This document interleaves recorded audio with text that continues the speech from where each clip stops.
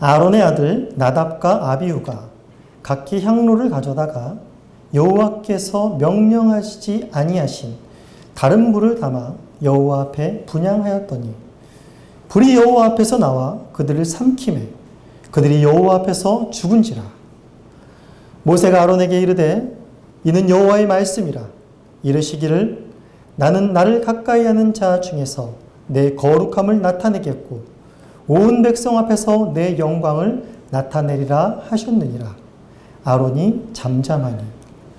모세가 아론의 삼촌 우시엘의 아들 미사엘과 엘사반을 불러 그들에게 이르되 나와 너희 형제들 성소 앞에서 진영 밖으로 메고 나가라 하매 그들이 나와 모세가 말한 대로 그들을 옷 입은 채 진영 밖으로 메어내니 모세가 아론과 그의 아들 엘르아살과 이다말에게 이르되 너희는 머리를 풀거나 옷을 찢지 말라. 그리하여 너희가 죽음을 면하고 여호와의 진노가 온 회중에게 미침을 면하게 하라. 오직 너희 형제 이스라엘 온 족속은 여호와께서 치신 불로 말미암아 슬퍼할 것이니라. 여호와의 관유가 너희에게 있은즉 너희는 회막문에 나가지 말라. 그리하면 죽음을 면하리라. 그들이 모세의 말대로 하니라. 하나님의 말씀입니다. 근데 이스라엘 백성들은 이제 아브라함으로부터 시작하여서 하나님의 백성으로 택하심을 받고 부르심을 받았습니다. 그러나 안타까운 것은 하나님의 백성이 하나님을 제대로 섬길 수가 없었습니다. 왜냐하면 이스라엘 백성들은 애굽으로 내려가서 애굽에서 바로란 왕을 통해서 그 애굽에서 노예로 바로의 명령을 따르면서 거기서 애굽의 바로의 노예살이를 하는 애굽의 왕의 바로의 속박 가운데서 지내고 있었기 때문입니다. 그런 애굽의 속박 가운데서 하나님께서 그의 백성들을 구원해 내시고 이끌어내시사 시내산에서 이제 하나님이 너희와 함께 하시기 위한 내가 너희 가운데 거하기 위한 성막을 만들라고 지시하십니다. 이에 여호와의 명령대로 이스라엘 백성들이 성막을 만들고 이제 하나님께서 그 성막 가운데 충만히 임재하시는 것들을 이스라엘 백성들이 경험하게 됩니다. 하지만 그 성막에 들어가서 하나님과 교제하고 하나님께 나아갈 수는 없는 현실을 또한 그 성막이 완성되면서 이스라엘 백성들에게 보이셨습니다. 그러므로 말미암아 이제 레위기에서 와서 하나님께서 희생 제사를 또한 명령하시고 그 희생 제사를 하나님이 말씀하신 대로 이루어질 때 또한 하나님께 나아가는 길을 열어주셨습니다. 또한 제사장을 세우시고 제사장을 통해서 백성과 하나님 사이에 중보자로 역할을 하게 하심으로 말미암아서 이제 드디어 우리가 읽은 본문의 바로 전장인 레위기 9장에서 그 제사장들을 세우시고 그 제사장인 첫 대제사장인 아론을 통해서 첫 제사 이스라엘 공동체가 하나님 앞에 드려지는 감격적인 첫 제사를 드리게 됩니다. 이 하나님의 명령대로 쭉 해와서 이렇게 하나님의 명령대로 제사를 드린 그 결과가 어떠했는지 그것이 얼마나 복되고 놀라웠는지를 레위기 9장 22절부터 이야기를 해주고 있습니다. 우리 22절 같이 보시겠습니다. 아론이 백성을 향하여 손을 들어 축복함으로 속죄제와 번제와 화목제를 마치고 내려오니라. 모세와 아론이 회막에 들어갔다가 나와 백성에게 축복하며 여호와의 영광이 온 백성에게 나타나며 불이 여호와 앞에서 나와 제단 위에 번제물과 기름을 사른지라. 온 백성이 이를 보고 소리지르며 엎드렸더라 라고 말을 하고 있습니다. 하나님께서 명하신 대로 이제 첫 대제사장인 아론이 이렇게 하나님 앞에 제사를 집행하로 말미암아 하나님께서 이제 너희들의 제사를 연락하고 너희와 함께 하시는 하나님이심을 너희 가운데 영광을 드러내시는 하나님이심을 불이 여호와 앞에서 나와서 제단을 불사르는 그런 가시적인 놀랍고 충격적인 그런 가시적인 모습을 통해서 백성들에게 각인시켜 줬습니다. 이 모습을 보고 백성들은 경외감을 감출 수 없었고 또 하나님 우리에게 함께 하신다는 그 분명한 사실 속에 하나님을 기뻐하고 감사하며 경배하지 않을 수가 없었던 것입니다. 그런데 이제 10장에 와서 갑자기 여기에 놀라운 반전이 일어납니다. 그 반전은 10장 중반절에 보시면 갑자기 여호와께서 명령하시지 아니하시니라는 이 낯선 단어가 등장하는 데부터 시작합니다. 성막을 하나님께서 지시하실 때부터 계속해서 반복되는 말이 무엇이었냐면 여호와께서 명하신 대로입니다. 모세가 명한 대로. 네. 모세가 명했다라는 것은 이제 여호와께서 명했다라는 말이죠. 계속해서 그 말이 반복됩니다. 여호와께서 명하신 대로 하니까 그 모세가 명하신 대로 따랐고 또 백성들이 그 명한 대로 따랐습니다. 그래서 성막이 완성됐고 또 제2제도를 제사 제도를 하나님께서 명하셨고 또 그 명하신 대로 제사장이 그 제사를 드렸습니다. 그럴 때 놀라운 하나님의 영광이 나타났다라는 것입니다. 그런데 10장에서 갑자기 여호와께서 명하시지 않은 일이 일어난 것입니다. 바로 어떤 일입니까? 바로 아론의 두 아들인 나답과 아비후가 여호와께서 명하시지 않은 불을 담아서 여호와 앞에 분향하는 사건이 일어났습니다. 여호와께서 명하시지 않은 다른 불로 여호와께서 분향함으로 말미암아 어떤 일이 벌어졌는가 하면 바로 이 나답과 아비후 아론의 두 아들이 끔찍하게 여호와 앞에서 죽임을 당합니다. 불이 나와서 그들을 삼켜 그들이 죽임을 당하는 모습을 이 본문 속에서 이 충격적인 모습을 우리에게 보여주고 있다라는 것입니다. 여기서 우리가 살펴보면 이 아들이 분향하는 이 과정을 잠깐 살펴보면 일단 제사장들은 그 제사의 과정 속에서 하나님의 분향을 합니다. 이 분향이 어떻게 진행되어지는가 하면 이스라엘 백성들이 그 제물을 번제단에서 이제 태우지 않습니까? 그러면 그 번제단에 있는 그 불을 가지고 분향할 수 있는 그 단에 담아가지고 이제 성소로 들어갑니다. 성소 안에 들어가게 되면 좌편에는 이제 등대가 있고 우편에는 이제 진설병이 있습니다. 떡상이라는 것이 있습니다. 그리고 이제 지성소로 들어가기 바로 앞에 우리가 그 지성소 앞에는 성소와 지성소를 나누는 휘장이라는 것이 있는 것을 압니다. 그 휘장 앞에 분향단이 있습니다. 그 분향단에서 이제 분향을 하는 것입니다. 이제 갖고 들어가서. 그런데 이러한 제사장들이 해야 할 일련의 과정을 이제 그 제사장의 아론의 아들인 나답과 아비후가 이 일을 행하는 과정 가운데서 이런 불상사를 당하게 된 것입니다. 4절에 보시면 그들이 성소 앞에서 진영 밖으로 메어 나가라라고 그들의 신을 메어 나가라고 말하는 것을 보아서 그들이 성소에 들어가지 못했습니다. 바로 성소 앞에서 그들이 그 일을 행하기 전에 이런 비극적인 일을 당했다라는 것을 우리가 확인할 수 있습니다. 그렇다면 여호와께서 명하시지 않은 다른 불이라는 것은 무엇일까요? 여기서 다른이라는 것은 뭐냐면 이상한, 낯선, 이질적인 이런 의미입니다. 그러니까 여호와께서 명하시지 않은, 그러니까 여호와의 제사에 합당하지 않은 이질적인 어떤 것으로 이들이 불을 드렸다라는 것입니다. 정확히 어떠한 행위 속에서 이들이 여호와께 명하지 않은 일을 했는지는 명확하지 않습니다. 그러나 우리가 충분히 추론해 볼 수 있는 것은 출애굽기 30장에 가시면 이제 분향단을 만들고 그 분향을 하는 과정에 대해서 하나님께서 명하시는 말씀이 나옵니다. 우리 출애굽기 30장을 한번 보시겠습니다. 출애굽기 30장 보시면 30장 7절부터 보시면 아론이 아침마다 그 위에 향기로운 향을 사르되 등불을 손질할 때에 살을 찌며 또 저녁 때에 등불을 켤 때에 살을 찌니 이 향은 너희가 대대로 여호와 앞에 끊지 못할지며 너희는 그 위에 다른 향을 사르지 말며 번제나 소제를 드리지 말며 전제에 술을 붓지 말라라고 얘기하고 있습니다. 즉 여기서 지금 나답과 아비후가 분향을 하러 갈 때 여기서 다른 향을 사용했을 것이라는 예측을 할 수 있습니다. 여기서 이제 출애굽기 30장 34절부터 이제 그 향을 어떻게 만드는지에 대해서 이제 설명이 나와 있습니다.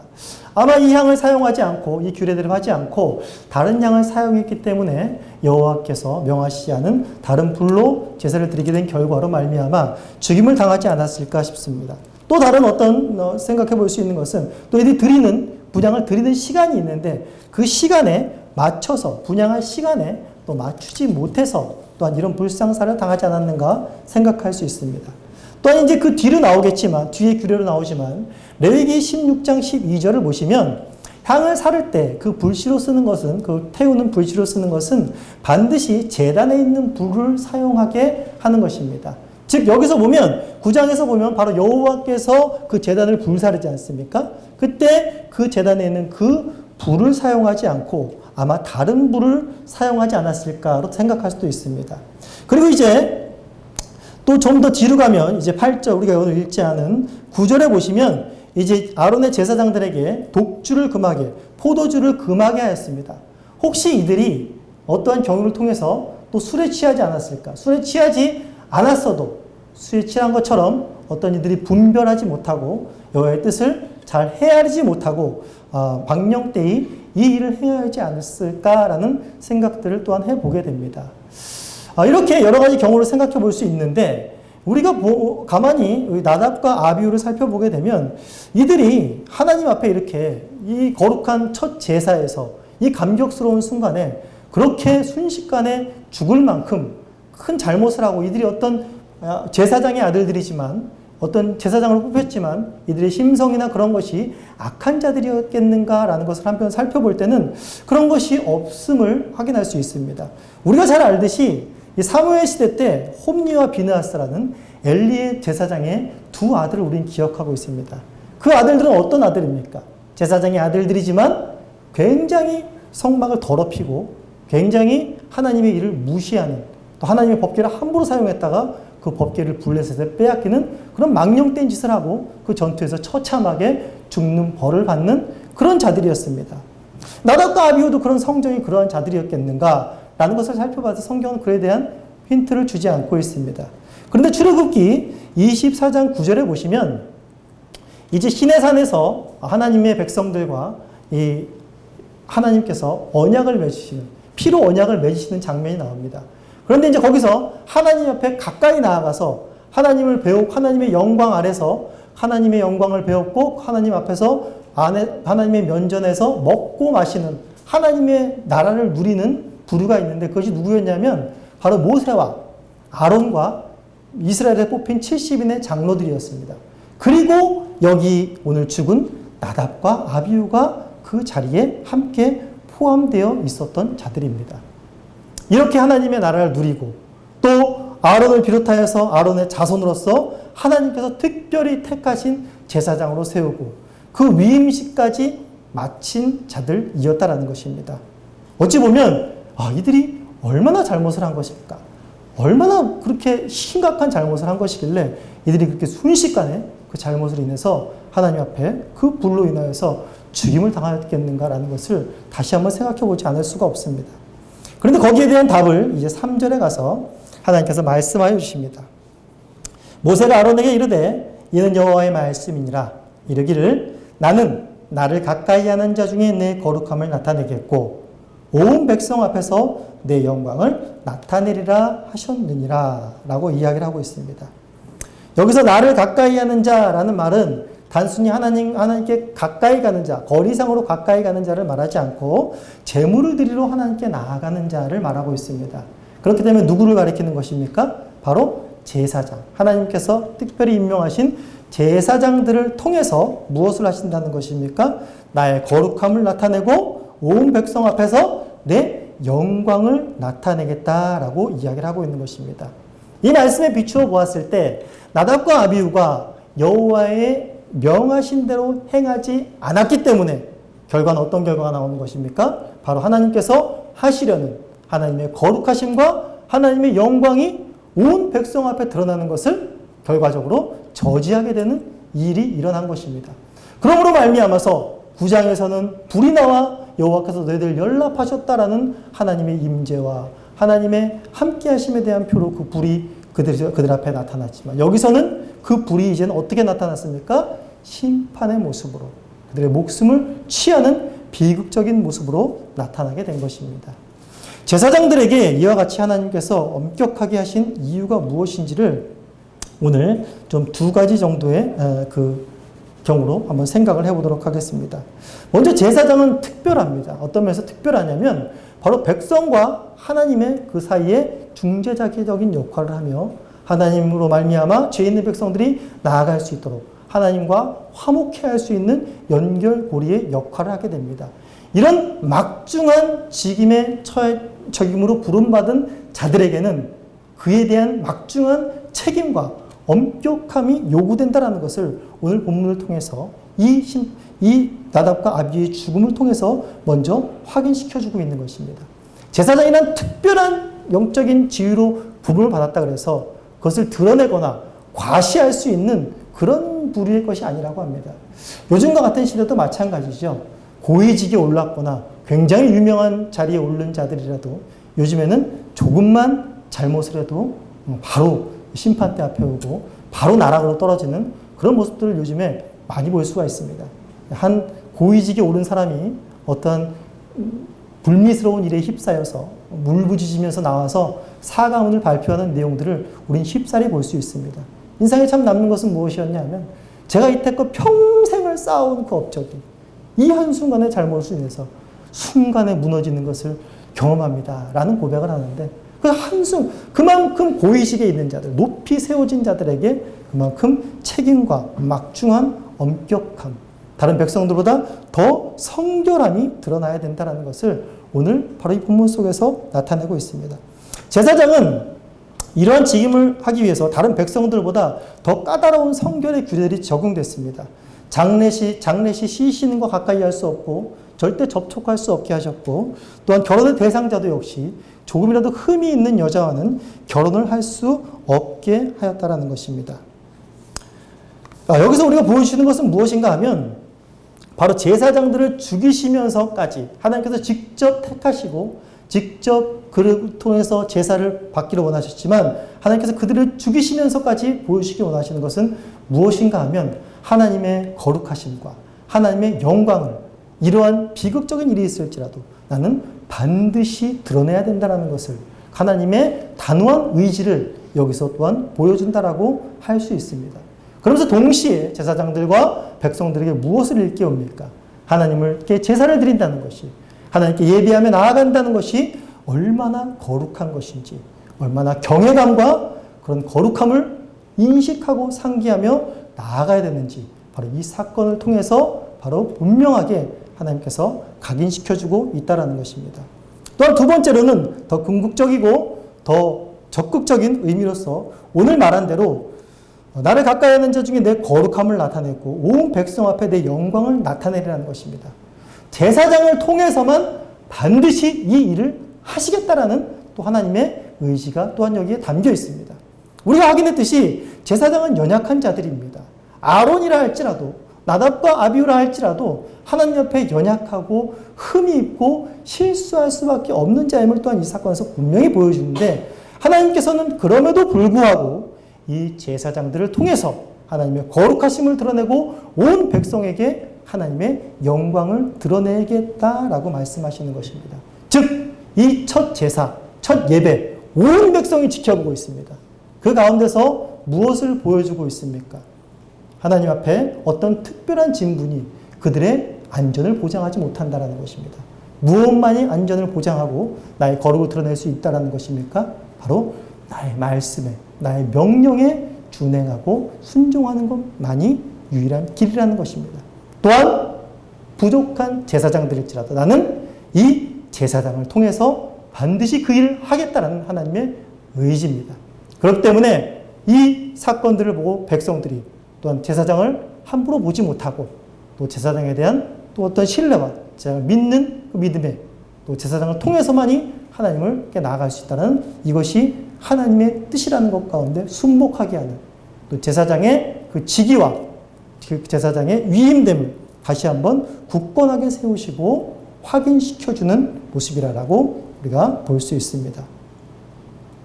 칼빈 선생님은 나답과 아비의 죽음에 대해서 그의 주석서에서 이렇게 말합니다. 하나님의 예배가 얼마나 거룩한 일인가를 우리가 생각한다면 이 무서운 처벌을 두고 아무도 언짢아할 수가 없을 것이다 라고 말씀을 하고 있습니다. 바로 이 예배가 얼마나 거룩한 것이고 하나님께서 제사장을 통해서 반드시 드러내는 그 하나님의 거룩하심과 영광이 어떠한 것인지를 반드시 알아야 한다는 것입니다. 이 사건 속에서 자신의 두 아들이, 네 아들 중에 두 아들이 끔찍하게 죽임을 당한 것 속에 아론은 어떻게 반응을 했다고 말을 하고 있습니까? 3절 마지막에 보면 아론이 잠잠했다라고 말을 하고 있습니다. 즉 아론이 평안을 잃지 않았다라는 것입니다. 무엇 때문에 아론이 평안을 잃지 않았을까요? 생각지도 못하게 자신의 사랑하는 두 아들이 목숨을 잃은 것입니다. 여기서 통곡하지 않고 슬퍼하지 않을 부모가 어디 있단 말입니까? 그런데 아론이 잠잠해졌다라고 말하고 있습니다. 그 이유는 무엇입니까? 바로 오늘 그 이유를 우리가 지금 방금 읽었던 것처럼 나는 제사장 중에서 내 거룩함을 나타내겠고 온 백성 앞에서 내 영광을 나타내라는 이 말씀 속에 있습니다. 이 말씀은 아론에게는 단순히 그냥 말씀으로 들려진 것이 아니라 바로 위의 구장에서 체험한 말씀입니다. 제사장이 여호와의 명령대로 했을 때에 그를 통해서 나타난 하나님의 영광의 위대함이 무엇인지, 이 제사를 통해서 드러나는 하나님의 영광이라는 것이 얼마나 감격스럽고 얼마나 복된 것인지, 그것이 제사장에게 먼저 미치고 또한 그 온 백성들에게 미쳐지는 것이 얼마나 위대하고 복된 일인지에 대해서 아론은 알았던 것입니다.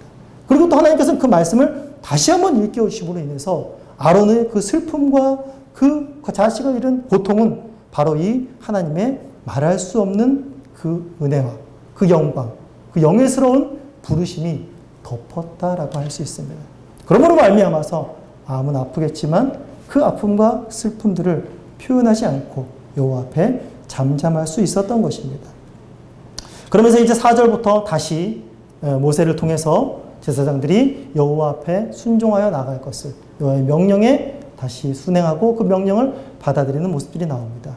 먼저는 이제 그 나답과 아비후의 시신을 처리하는 모습을 4절 속에서 보여주고 있습니다.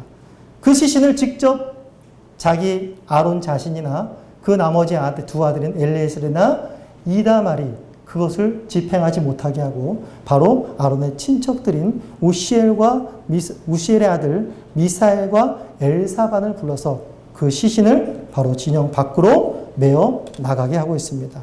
이는 우리가 확인해 본 대로 제사장들은 시신에 접촉하면 안 됩니다. 계속해서 하나님께서 그 제사장의 복된 지위를 지키도록 하고 있습니다. 그리고 하나님께서 또 명하신 것은 무엇인가 하면 이 일을 위하여서 슬퍼하지 말라는 것입니다. 머리를 풀거나 옷을 찢지 말아라 라는 것입니다. 왜냐하면 너희가 그렇게 되면 죽게 되고 여호와의 진노가 또 온 회중에게 미치게 된다라는 것입니다. 그렇기 때문에 너희 아들들이 죽었다라는 것을 통해서 너희가 슬퍼하지 말라라는 것입니다. 어떻게 보면 좀 매정하지 않을까? 어떻게 자식이 죽었는데 슬퍼하지 말라라고 이렇게 명하실 수가 있는가라고 우리는 생각할 수 있겠습니다. 그러나 하지만 여기서 하나님께서 슬퍼하지 말라라는 거 말씀하신 것은 이들이 슬퍼한다라는 것은 무엇을 뜻합니까?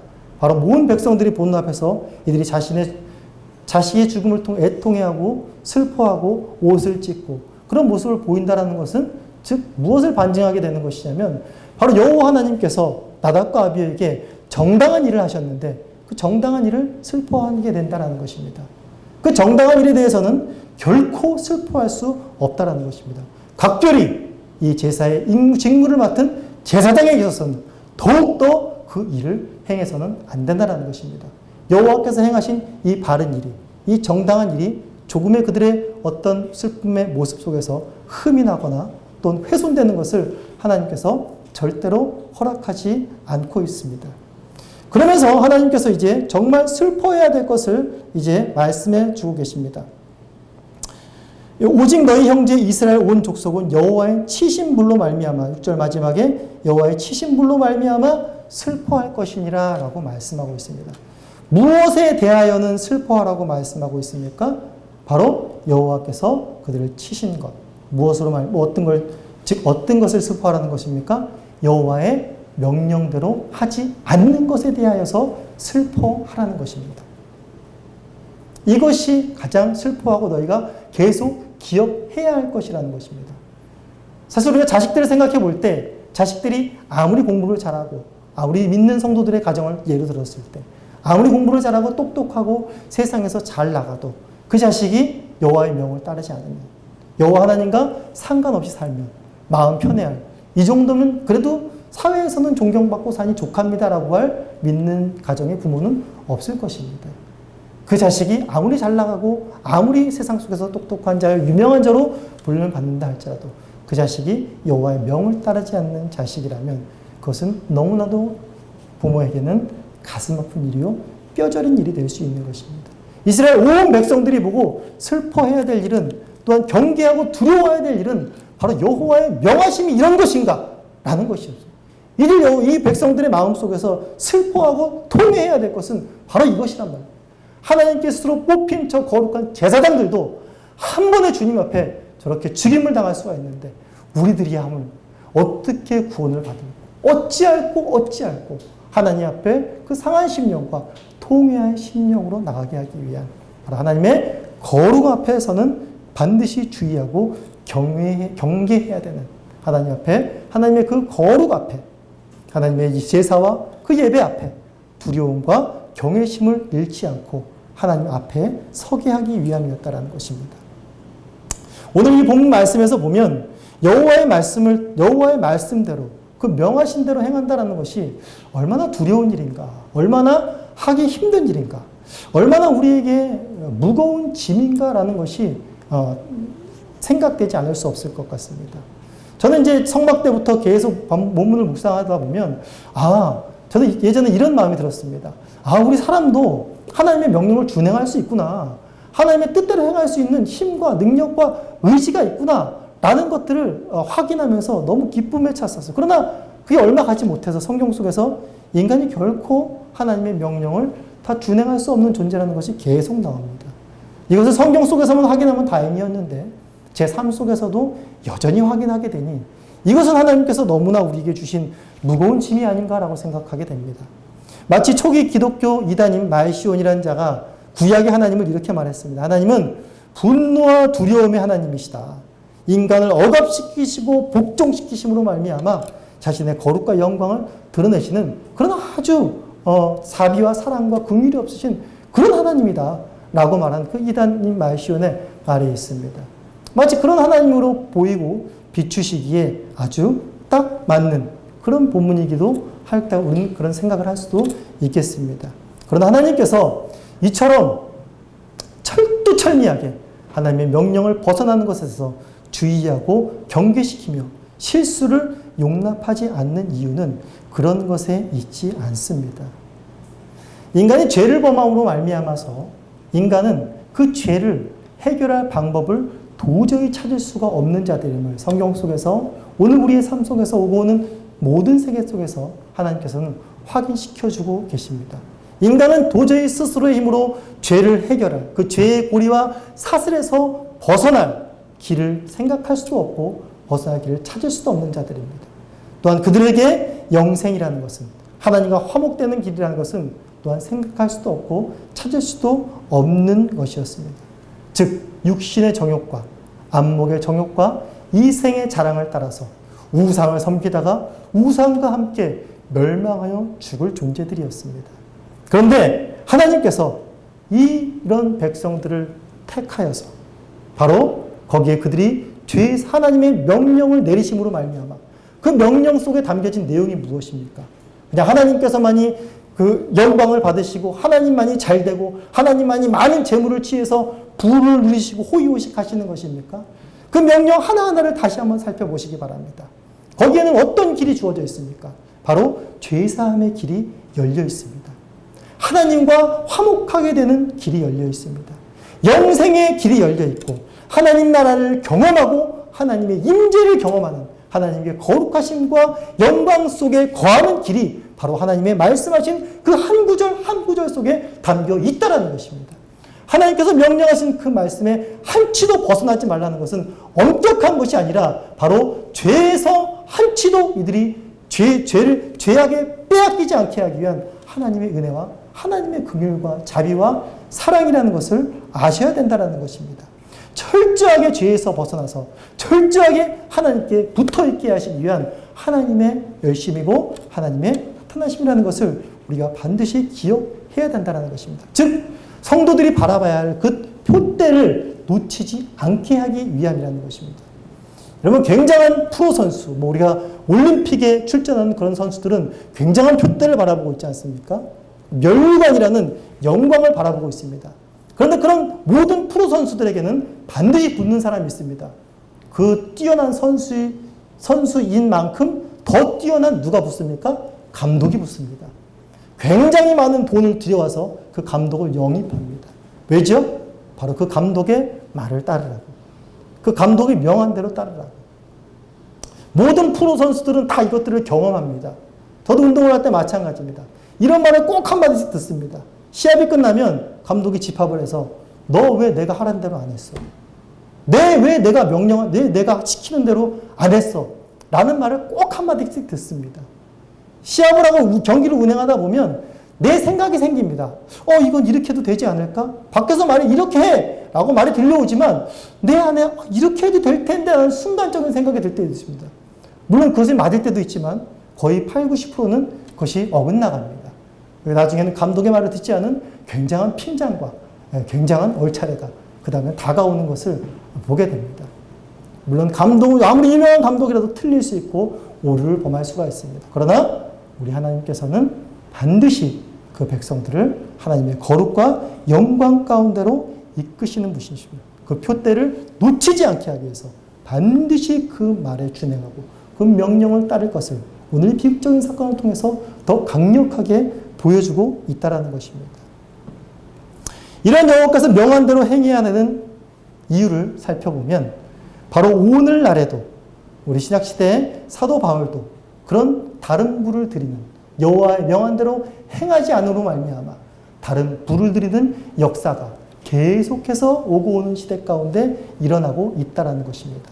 구약시대의 제사제도는 이 시대에 끝나지만 앞으로 오고 오는 모든 세대 가운데 다른 부를 드리는 일은 하나님을 예배하는 그 예배 가운데 다른 부를 드리는 일은 계속해서 시행되고 있다는 것을 또한 우리에게 경계하고 있습니다. 우리 갈라디아서를 한번 보시겠습니다. 갈라디아서 1장 6절에서 9절입니다. 6절에서 10절입니다. 갈라디아서 1장 6절에서 10절 우리 같이 한번 읽어보도록 하겠습니다. 갈라디아서 1장 6절에서 10절 시작. 그리스도의 은혜로 너희를 부르신 이를 이같이 속히 떠나 다른 복음을 따르는 것을 내가 이상하게 여기노라. 다른 복음은 없나니 다만 어떤 사람들이 너희를 교란하여 그리스도의 복음을 변하게 하려 함이라. 그러나 우리나 혹은 하늘로부터 온 천사라도 우리가 너희에게 전한 복음 외에 다른 복음을 전하면 저주를 받을지어다. 우리가 전에 말하였거니와 내가 지금 다시 말하노니 만일 누구든지 너희가 받은 것 외에 다른 복음을 전하면 저주를 받을지어다. 이제 내가 사람들에게 좋게 하랴 하나님께 좋게 하랴 사람들에게 기쁨을 구하랴 내가 지금까지 사람들의 기쁨을 구하였다면 그리스도의 종이 아니니라 라고 말하고 있는 것입니다. 지금 갈라디아 교인들에게 바울이 무엇을 책망하고 있고 무엇을 엄중히 경계하고 있는 것입니까? 바울이 전한 그리스도의 복음입니다. 오직 은혜로 너희가 구원을 받고 그리스도의 공로를 믿음으로 말미암아 너희가 값없이 그 은혜로 말미암아 하나님의 구원을 선물로 받았다라는 그 복음으로 말미암아 갈라디아 교인들이 구원을 얻었다라는 것입니다. 그런데 너희들이 그 구원의 복음에 의해서 속히 떠났다라는 것입니다. 무엇이 등장했다고요? 다른 복음이 등장했는데 그 복음을 따라서 속히 떠났습니다. 그러니 갈라디아 교회 예배가 엉망이 될 수밖에 없는 것입니다. 하나님이 기뻐하시지 않고 그것은 저주만이 임하게 될 것이라는 것을 사도 바울이 엄중하게 말하고 있는 것입니다. 이 갈라디아 교회 이만 2단 다른 복음을 전하는 자들은 그리스도의 복음도 인정을 했지만 또 하나 덧붙여서 무엇을 추가시켰던 것입니까? 바로 율법의 행위를 추가시킨 것입니다. 그리스도를 믿는 것도 구원의 필수 요소지만 율법을 행함으로 말미암아 구원을 얻는 것도 필수 요소니 라고 가르치면서 복음을 살짝 변형시키고 더하여서 믹스시켜버린 것입니다. 이런 복음은 없다라는 것입니다. 오직 믿음으로, 오직 은혜로, 오직 그리스도만으로 값없이 너희의 율법의 행위로가 아닌 하나님의 은혜로 구원을 얻었다라는 것. 그 가운데 무엇도 첨가하지 말고 무엇도 빼지 말라라는 것입니다. 이러한 다른 복음들이 계속해서 신약시대뿐만이 아니라 오고는 모든 교회 세대 속에서도 계속해서 나타났다라는 것입니다. 오늘날 우리도 교회가 주일이 되면 배너 앞에 매일 세우는, 교회 앞에 매일 세우는 것이 무엇입니까? 신천지 2단을 금지합니다. 라고 하면서 단순히 무엇을 막는 것입니까? 그 사람들을 막는 것이기도 하지만 무엇을 막는 것입니까? 하나님의 영광과 거룩함이 드러나야 될 그것이 충만히 드러나는 이 교회 예배 가운데 다른 복음이 들어오는 것은 있을 수 없다라는 것입니다. 성도들은 바로 여기에 깨어 있어야 된다라는 사실을 또한 오늘날 우리에게 다른 분을 통해서 가르쳐주고 있다라는 것입니다. 그리고 또 하나 살펴볼 것은 바로 이 예배가 인간 중심으로 흘러가서는 안 된다라는 것입니다. 나답과 아비후가 정확히 어떤 짓을 했는지, 어떤 불량한 짓을 했고 어떤 하나님 명하시 않은 짓을 했는지는 몰라도 분명히 그 일을 행한 것이었습니다. 그 일의 중심에는 무엇이 있었겠습니까? 하나님의 명을 따르지 않았다면 무엇을 따랐겠습니까? 자신의 생각을 따른 것입니다.